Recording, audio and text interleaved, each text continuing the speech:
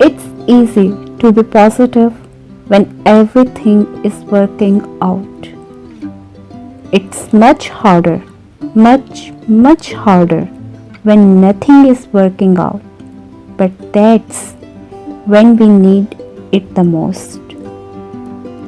It's easy to have faith everything is going to work out when everything is working out. It's much harder to have faith when you are facing challenges in your life. But that is exactly when you need to apply your faith. Because faith is believing in the unseen. Faith is taking the first step. Faith is jumping in the deep and knowing everything will be okay.